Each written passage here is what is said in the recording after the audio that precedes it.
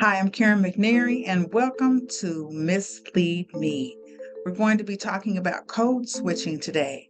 Code switching is when we try hard to be something that we're not when we're interacting with other people.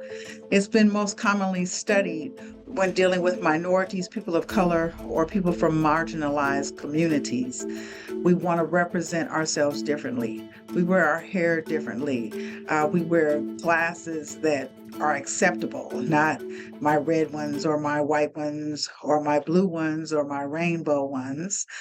We wear makeup that is acceptable. I don't come in with my green eyeshadow during an interview.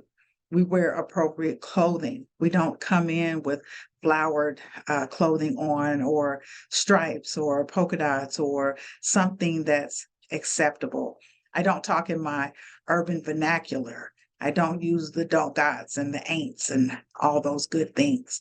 I try to represent myself in a way that I believe is acceptable by the person that I'm talking to. When I put together my resume, I'm doing everything I can to try to be the individual that they're looking for, not realizing that it's certain things about myself that stand out that I should be communicating. If you've done a job for an organization and you increased productivity at all, 5%, 10%, 20%, please get that on your resume.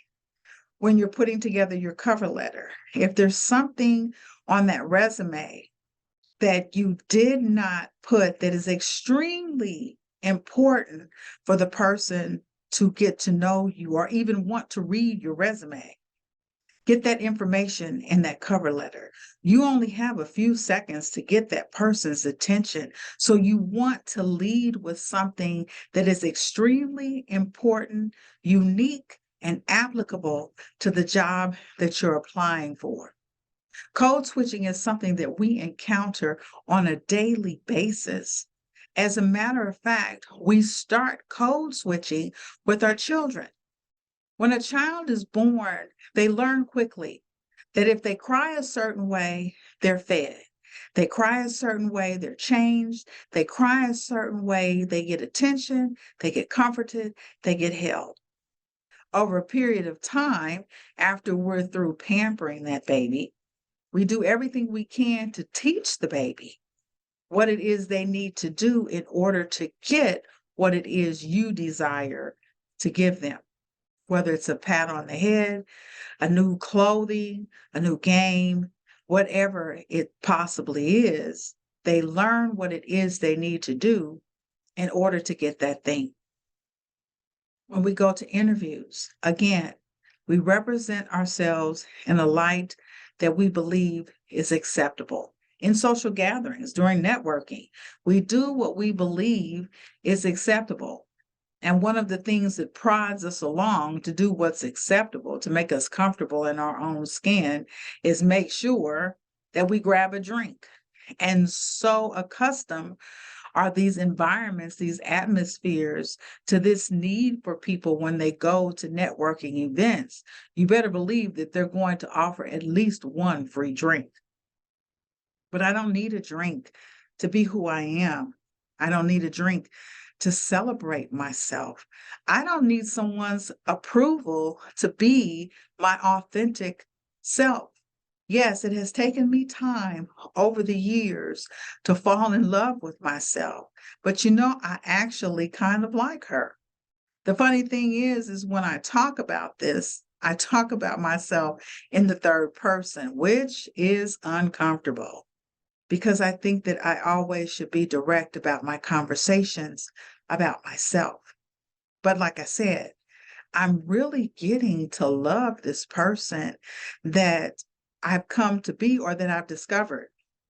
I actually can go into a room full of people who look nothing like me, be comfortable, confident, and own that space because I bring something to that room, to that atmosphere, those people attending that is uniquely me.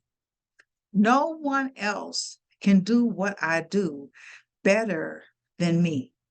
If they could, those people who do so well on a level of perfection would be duplicated.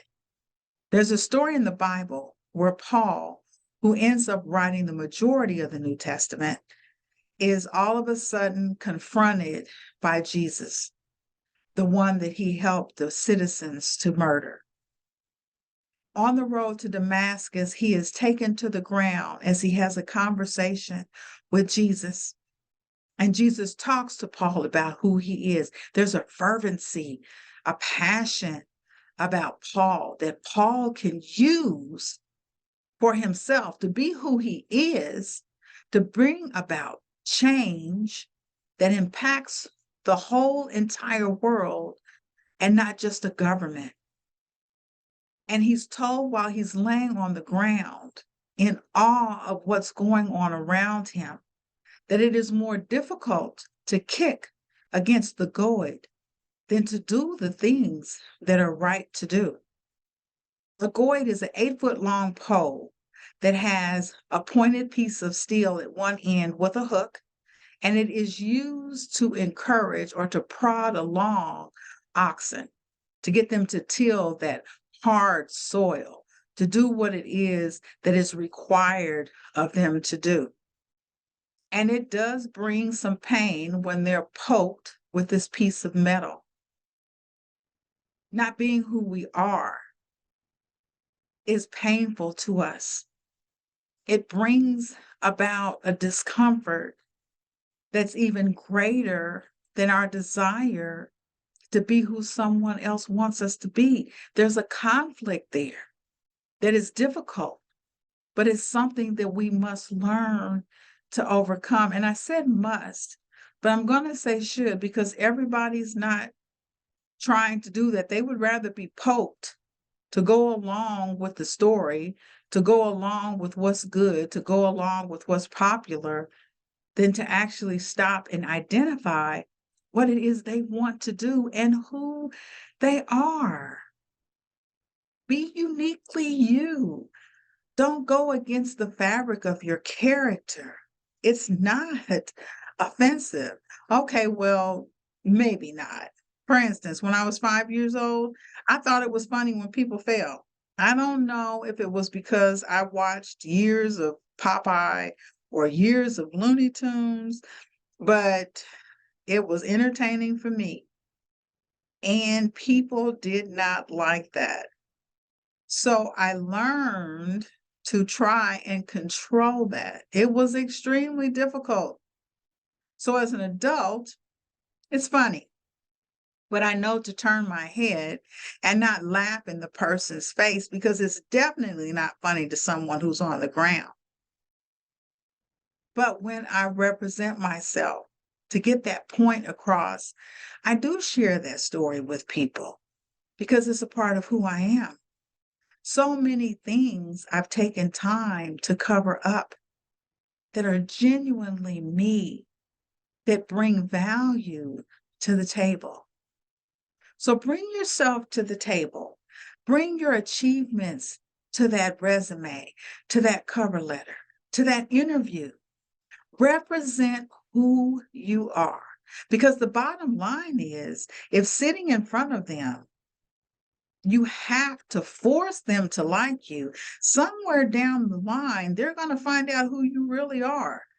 And either you're going to leave the job, ask to be leave the job, or end up with a pink slip.